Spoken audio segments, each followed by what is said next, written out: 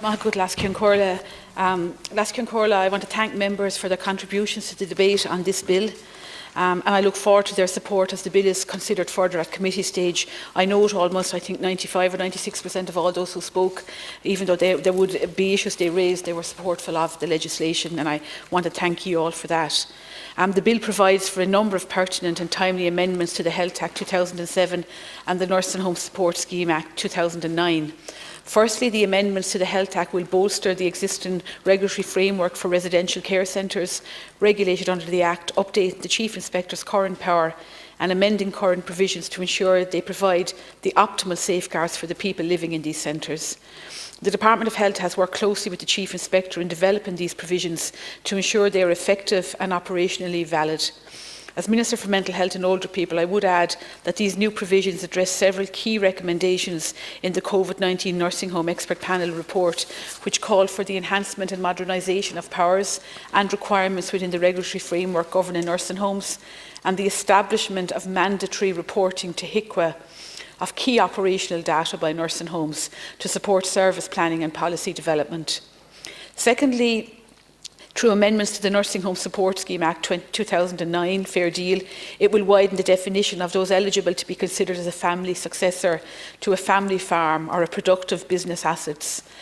While overall there is good adherence to the regulations across our care services, in a minority of cases compliance is poor, with a direct impact on the standard of care on residents. In these cases, it is absolutely necessary that effective enforcement mechanisms are in place to address these gaps. The specific enforcement measures include compliance notices and the power for the Chief Inspector to enter and inspect premises where she suspects the business of a designated centre is being carried on while unregistered. Additional enforcement measures include the reduction in timelines for service providers to make representations and lodge an appeal of a decision of the Chief Inspector to the District Court with regard to a registration of a designated centre. Cumulatively, these measures will provide for more timely and proportionate interventions where there is a breach of the regulations, thereby providing the Chief Inspector with further mechanisms to ensure that the current protections for residents, as required under regulations, are adhered to and upheld. The systematic collection of key data across the sector is essential to ensure effective national policies in place and supported by targeted service planning. As deputies are aware, given the majority of nursing homes are under private ownership, there is no system in place to gather this necessary data. It is important to underline that any data collected will not be at an individual level, and robust safeguards are in place to ensure that any data that may lead to the identification of an individual will not be shared or published. The bill also provides for an important change to the definition of those eligible to be considered as a family successor to a family farm or productive business assets under the Nursing Home Support Scheme. This amendment has been sought to extend the definition of those eligible to be considered as a family successor to include cousins, great-nephews and great-nieces and great-grandchildren, as per government decision on September 2023. The bill reads as first cousins, and that is problematic. So Deputy Jackie Cahill indicated there that he will be submitting an amendment. I don't want the bill just to stay at first cousins, because a first cousin obviously would potentially be around the same age as the bachelor farmer or the bachelorette. So it's really important that it's cousins, second cousins, third cousins, there's once removed cousins, but it has to be, if you are an individual that you have no other family member, I don't want to disallow anyone. And there was actually 3 cases that we came across that was the case. So we'll work with the officials to get that over the line, and with all your support. The rationale is to allow farmers and business owners who choose a family successor that may be limited or non-existent under current legislation to be available to avail of the 3-year cap. This amendment both satisfies the policy objective of safeguarding the viability of a farmer business and allows equity in assessing the Fair Deal scheme. I would now like to speak about some other significant and related developments. I am pleased to announce that I have secured Cabinet approval to publish the general scheme of the Health Amendment licensing of professional home support providers, which will introduce a new licensing framework for home support providers. This means that service users who receive home care in their own home can be assured of the same minimum standard of care wherever they live. This framework will be supported by the National Quality Standards, which will be developed by HIQA. HIQA's Chief Inspector will be responsible for independent monitoring and assessing compliance of registered home support providers.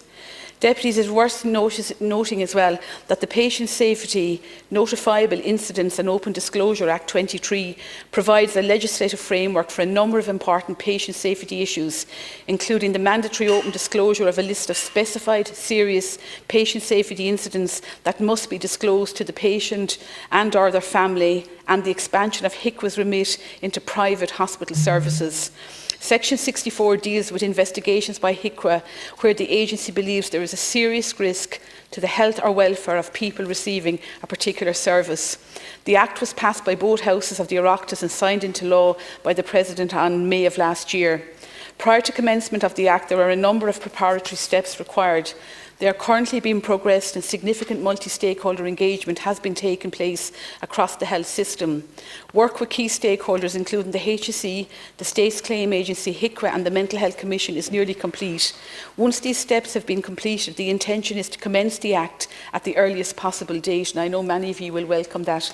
A number of deputies drew attention to the important topic of adult safeguarding, which is a key objective for me as Minister. The development of a new national policy for the health and social care sector is now at an advanced stage of development.